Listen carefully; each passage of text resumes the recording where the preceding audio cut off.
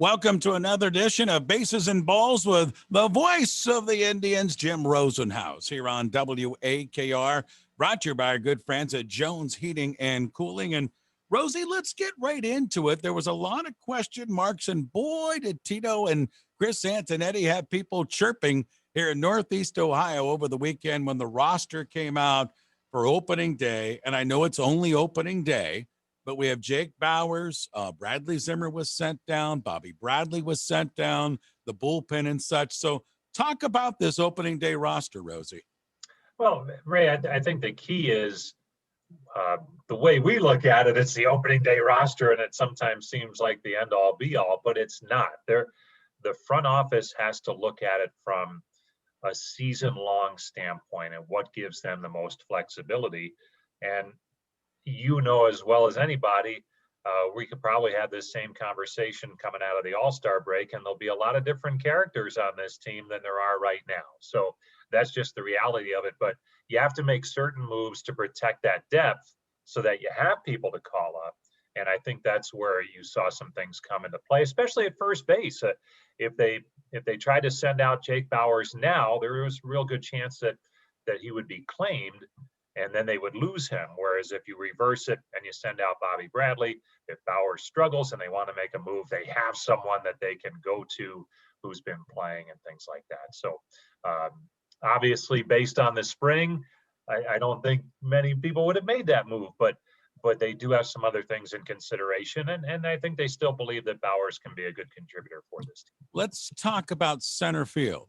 Gamble, a guy who's been into a couple of different teams, can play all three. I would label, I guess, veteran, young veteran. Then you have Ahmed Rosario, who's learning the position, and Jordan Luplow, who we've seen mostly in the corners. Looks like he's going to get some center field duties. So talk about those three, Rosie, and then also circle back to the spring that you saw from Bradley Zimmer. Well, why don't we start there? I think he made some good progress. I think there's still parts of his game, especially at the plate, that he's working through. So, he put up some decent numbers and he showed he was healthy. I just think the Indians look at him as a player who has not played a whole lot and may just still be scratching that surface of getting back to where they'd like to see him and then taking a step forward from there. Ray, I really think Ahmed Rosario is going to be the center fielder. Maybe not starting on opening day, maybe not even 2 weeks into the season, but I think eventually, as he gets more and more experience out there and more comfortable out there, I think you'll see him be the everyday center fielder at some point in time this season. Now, that doesn't mean that maybe Zimmer gets called up at a certain point in time and things like that. But just the way they've talked about his work ethic and how he's approached the position change, the enthusiasm he's had for it, and they like his athletic ability and what he can do offensively, I think you're going to see him play a lot of center field. Maybe not right away, but pretty soon.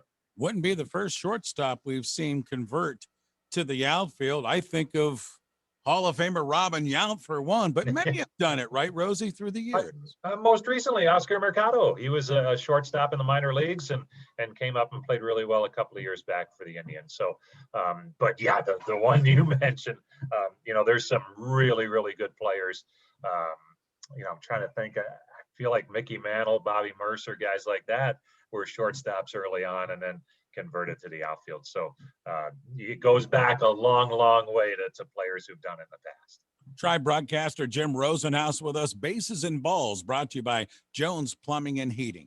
Rosie, biggest player keys in this season. Pick out a couple of players for me who you think are the biggest keys to have a lot of success this year for us. Well, I look at shortstop for the obvious reasons. It's a new shortstop for the first time in a while. But Andres Jimenez was really impressive in the spring. And I know you don't want to get fooled by those numbers, but look, he won the shortstop job in New York going down the stretch last year. So he has a little bit of major league time. His athletic ability is really, really good. He swings the bat much better than I think we were led to believe. And that's probably the bad way to put it, but you heard more about his defense than his offense, and maybe a better way to put it. But offensively, He looks just fine up there. Has a great approach at the plate, using the whole field. And I think as long as he's going to go through the inevitable tough stretches, as long as he never gets into that trap of trying to compare himself to Francisco Lindor, trying to live up to what was there before him, he's going to be just fine. And if the Indians have issues this year, I don't think it's going to be at shortstop, but he certainly bears watching because he's a young kid with very little experience at the major league level. Okay, who else?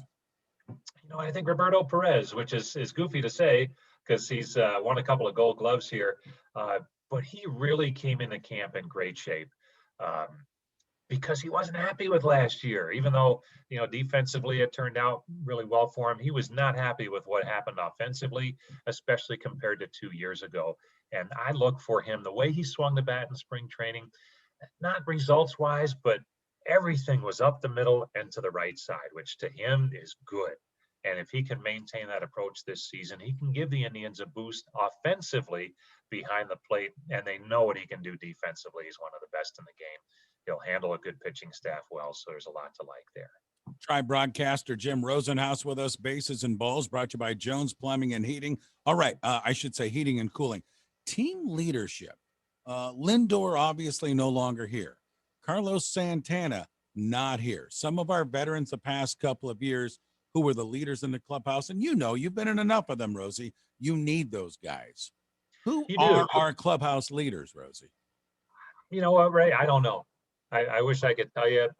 Not having been around the club during spring training, just viewing it from a distance, it's impossible to say. I will say Tito has mentioned Cesar Hernandez, how happy he is to have him back and how much more comfortable he is in his second season with the Indians. Roberto Perez has flat out said, I'm counted on to be a leader on this team. And so there's nothing wrong with that.